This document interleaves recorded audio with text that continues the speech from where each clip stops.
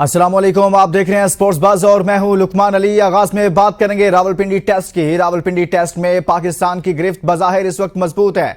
सऊद शकील की मुश्किल तरीन वक्त में एक जबरदस्त और तारीखी इनिंग ने रावलपिंडी टेस्ट में पाकिस्तान की नैया को एक तरह से मुश्किल से निकाल लिया है और दूसरी जानिब उनका साथ दिया साजिद खान ने, नोमान अली ने। एक तरफ तो वो बॉलिंग में जबरदस्त परफॉर्म कर रहे हैं, लेकिन मुश्किल वक्त में जहां 177 पर पाकिस्तान की 7 विकेटें गिर चुकी थी, एक एंड पर सऊद शकील मौजूद थे लेकिन दूसरे एंड पर विकेटें गिर रही थी, वहां पर नोमान ने और साजिद खान ने जबरदस्त बैटिंग की और जबरदस्त परफॉर्मेंस दी और सऊद शकील और नोमान की जबरदस्त पार्टनरशिप भी हुई। 88 रन की पार्टनरशिप हुई। इसी तरह से सऊद शकील और साजिद खान की पार्टनरशिप हुई, 72 रन की पार्टनरशिप हुई। लेकिन यहां पर सऊद शकील ने मुश्किल वक्त में जबरदस्त इनिंग खेली और उस जबरदस्त इनिंग के नतीजा में अगर देखा जाए तो उन्होंने 134 रन बनाए, 223 बॉल्स खेले। लेकिन अहम तरीन चीज यह है कि सिर्फ 5 चौके उसमें शामिल थे और हैरानकुन तौर पर जबरदस्त तरीके से खेले कि 80 उन्होंने सिंगल लिए, यानी कि स्पिनर्स के खिलाफ मुसलसल स्ट्राइक रोटेट करते रहे। मुश्किल वक्त में एक एंड को संभाले रखा और एक वक्त जब लग रहा था कि पाकिस्तान शायद मुश्किल का शिकार हो गया है, उस मुश्किल से सऊद शकील ने एक तारीखी रावलपिंडी के स्टेडियम में एक इनिंग खेलकर पाकिस्तान को उस मुश्किल से निकाल दिया और पाकिस्तान ने मजमूई तौर पर 344 रन बनाए और यूं आप कहें कि 77 रन की पाकिस्तान को बर्तरी हासिल थी। दूसरी जानिब अगर देखा जाए, इंग्लैंड मुश्किलात का शिकार हो गई है। इब्तिदा में ही उसके 3 खिलाड़ी आउट हो चुके हैं और इस वक्त देखा जाए तो मजमूई तौर पर 24 रन बनाए हैं इंग्लैंड ने और उसके 3 खिलाड़ी पवेलियन लौट चुके हैं और 53 रन की अभी भी पाकिस्तान को बर्तरी हासिल है।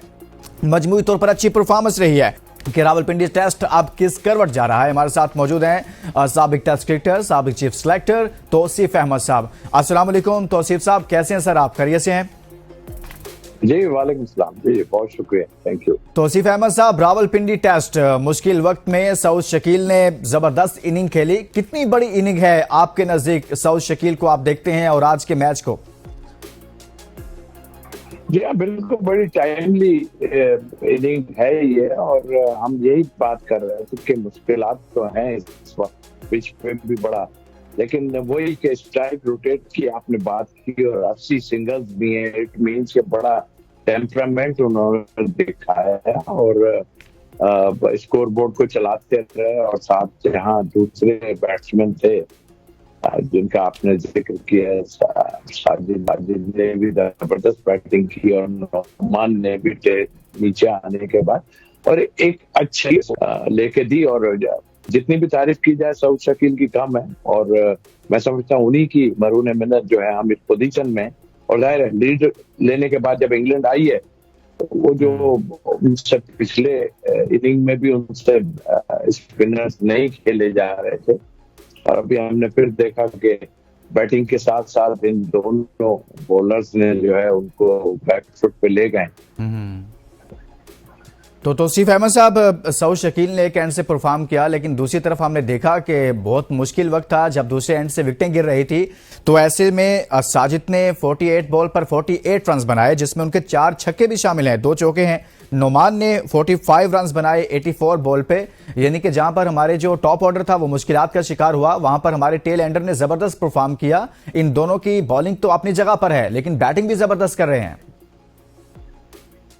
जी हाँ, बिल्कुल यही मैं कह रहा हूँ कि ये बड़ी अच्छी खुशाइन बात है कि आपके नीचे के प्लेयर जो है और वो इस तरह की बैटिंग करते हैं कि छक्के और चौकों की जो है वो छक्के चौके मारते हैं और उसमें देखिए कि आप जहाँ एक तरफ सऊद शकील का कंट्रीब्यूशन है बहुत ज्यादा, इतनी लंबी और इतनी देर खेलना बड़ा मुश्किल हो जाता है ऐसे पिच पे, हमने देखा। तो इसी तरह ये दोनों बॉलर्स जो टेलेंडर्स थे इन्होंने और ये अच्छी बैटिंग करते हैं दोनों जो है, अगर अपने आप डिपार्टमेंट में और उसमें देखें आप तो बड़ी अच्छी बैटिंग दोनों करते हैं और उन्होंने आज करके दिखाया कि हम जो है आपको सऊद शकील के साथ मदद करके देते हैं हम पाकिस्तान की। और ये एक अच्छी रिवायत है पाकिस्तानियों की कि जो आता है अपना काम पूरी तरह करता है। अच्छा तौसीफ अहमद साहब, एक तरफ तो ये तमाम तर सूरत हाल है दूसरी तरफ पिच ऐसी बनाई गई कि स्पिनर्स को यहां पर फेवर मिल रही है, लेकिन वो पाकिस्तान जो मुसलसल शिकस्तों से दो चार था, मुसलसल नाकामियां थी, हम अपने होम ग्राउंड पर कोई मैच नहीं जीत पा रहे थे, बामुश्किल से कोई ना कोई मैच ड्रॉ करवा पाते थे। तो ऐसा क्या हो गया पाकिस्तान क्रिकेट के अंदर कि एकदम से सब चेंज हो गया, चेंज नजर आ रहा है और सब अच्छा नजर आने लग गया है? देखिए, खराब टाइम आता है, हर टीम पे आता है, जैसे अभी इंग्लैंड पे भी आया हुआ है, बुरा वक्त ही है ये। और अभी ये श्रीलंका में भी हार के आए थे, मगर क्रेडिट गोज टू मैनेजमेंट है। एक्चुअल जो सच्ची बात है, अब इस वक्त अच्छा सारा कुछ हो रहा है, तो बार बार कहते में भी बुरा लगता है कि पिछली मैनेजमेंट जो इस वक्त मौजूद भी हैं कुछ लोग, वो सही डिसीजन नहीं ले रहे थे। और जिसमें खास तौर पे मैं अदर महमूद की बात करूंगा, तो वो तो बिलीव ही नहीं रख रहे थे कि स्पिनर्स हमारे पास कोई मौजूद है। ड्यूरिंग इसमें सेकंड टेस्ट से पहले उन्होंने स्टेटमेंट दिया कि जी हमारे पास तो इस तरह के स्पिनर ही नहीं है और हम कैसे करें, और फास्ट बॉलर पे। और इससे पहले बहुत कुछ हो रहा था, टीम बनने से पहले सब को पता है। अब इस वक्त छेड़ के अच्छा नहीं लगता, क्योंकि अच्छी चीज हो रही है। तो दूसरा टेस्ट मैच इंशाल्लाह हम जीत जाएंगे यहाँ पे। तो उस लिहाज से मैं सोचता हूँ कि मैनेजमेंट ने सही किरदार अदा किया। जावेद ने आन के जो है वो सबको इधर उधर किया। और सच बात यह है कि कोई सिलेक्टर नहीं, कुछ नहीं, सिर्फ आकिब जावेद ने जो डिसीजन लिए हैं वो ये उसी का नतीजा है। इसलिए कि देखिए, इन्होंने कोशिश ही नहीं की कभी स्पिनर्स को इस्तेमाल करने की। वही पार्ट टाइम स्पिनर हमारी बैटिंग फेल हो रही है, ऑलराउंडर खिला देते हैं, कोई पार्ट टाइम कर देते हैं। तो ये करते रहे हमारे यहाँ सारे, और उन्होंने ये नहीं सोचा कि हम अपने मुल्क पे हमेशा से जो है। अच्छा, तौसीफ अहमद साहब, सर ऐसा भी है कि आपने पिचेस की बात की है, बाज हल्के ये कहते हैं, लोग कहते हैं कि कुछ लोग ऐसे मौजूद थे पाकिस्तान टीम में, और चाहे वो प्लेयर्स हों चाहे मैनेजमेंट में हो, और प्लेयर्स की जानिब से ये कहा जाता रहा कि बैटिंग ट्रैक बनाए जाएं, बैटिंग विकेटें बनवाई जाएं ताकि वो अपने रिकॉर्ड्स बेहतर करें, अपने रन्स करें। लेकिन जो जीत का गुर था अपनी होम ग्राउंड पर जीतने का, वो हम भूल चुके थे। तो ऐसा है कि माजी में कुछ ऐसा होता रहा है कि पिचेस ऐसी बनाई जाती रही, बैटिंग ट्रैक? जी हाँ, बैटिंग ट्रैक बनाते रहे हैं। और आप यही 2 साल पहले की बात है, जब रमीज राजा मौजूद थे, आपने खुद देखा कि जिसमें यही इंग्लैंड की टीम थी, कोई 500-600 रन जिन्होंने बना दिए थे और हम लोग को बड़ी मुश्किलात डाली थी। तो ये बात दुरुस्त है कि बैट्समैन चाहते हैं कि वो रन करें, मगर आपकी स्ट्रेंथ जो है आप उसको उस पर जाना चाहिए। अभी आप देखें, इंग्लैंड बिल्कुल बेबस नजर आ रहा है, और बेबस के साथ साथ फिर मैं क्रेडिट दूंगा कि वो जो है बैट्समैनों को, कि उन्होंने जितना जैसा भी वो हुआ उसमें उन्होंने जो है बड़ी जबरदस्त परफॉर्मेंस देके दी है। ओवरऑल अगर देखें तो ये चीजें हमें सोचना चाहिए थी, मगर नहीं सोचा। मेरा हाल है, अब फिर बात करूंगा तो कहेंगे लोग कि 4-6-8 का ग्रुप ऐसा था कि वो करने ही नहीं देना चाह रहा था, कभी कुछ कोई करते थे। चलें, उसी 6-4 के ग्रुप पर हम मजीद भी बात करेंगे, लेकिन एक ब्रेक के लिए कहा जा रहा है, तो सब ब्रेक के बाद वापस आएंगे तो मजीद बात करेंगे रावलपिंडी टेस्ट में और पाकिस्तान की परफॉर्मेंस पर। Stay with us.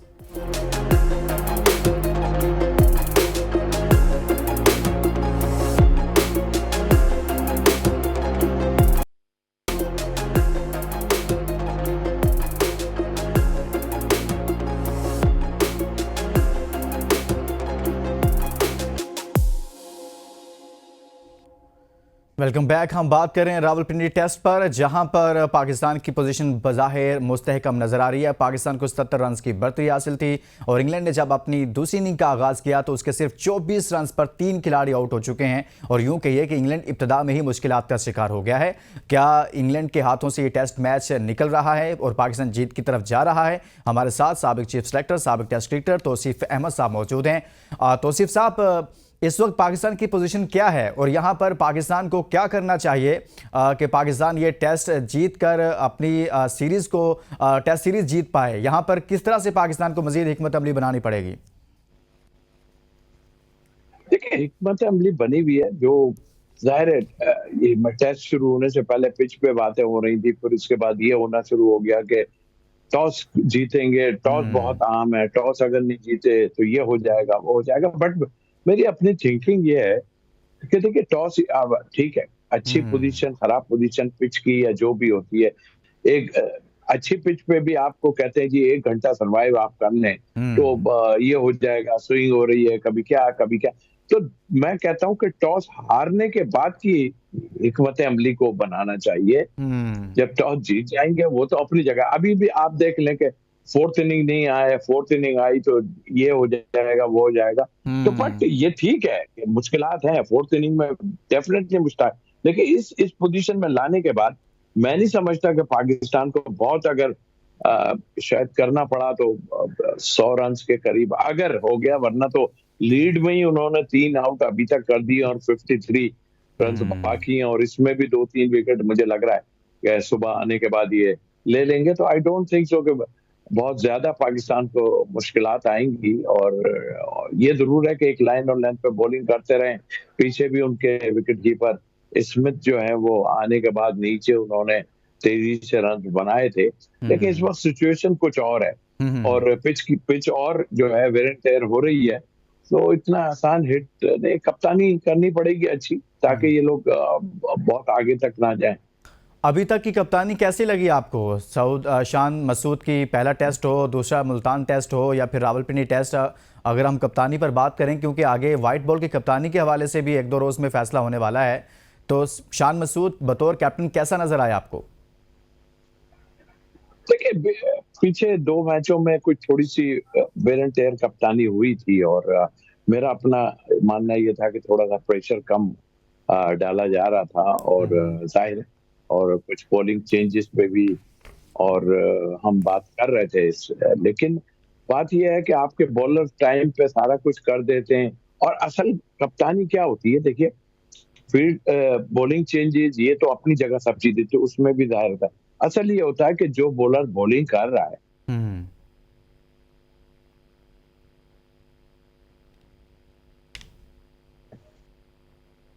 और अगर कोई ऐसा बॉलर ऐसा नहीं करता तो फिर बॉलर नहीं है। चले एक टाइम होता है बॉलर अपनी थोड़ी सी मर्जी दिखाता है, मगर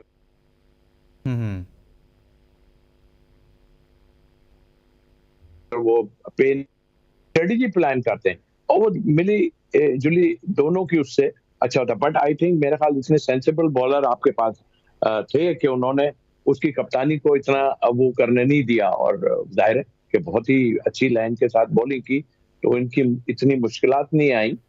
तो कप्तानी एक मुश्किल जरूर है, बट आई थिंक इसमें एक थोड़ा सा प्रॉब्लम ये भी है कि हमारे पास सीनियर प्लेयर इतने मौजूद नहीं है। अगर 2-4 ऐसे सीनियर प्लेयर होते जो मशवरे देते, क्योंकि मैं देख रहा हूँ कि सऊद शकील भी दायर अभी नए बिल्कुल आए हैं, और ऐसे टीम में भी कोई बहुत ज्यादा सीनियर नहीं है, तो आहिस्ता आहिस्ता सीखेंगे, क्योंकि हमारे पास पीछे भी कोई कप्तानी इतनी नजर हमें नहीं आ रही।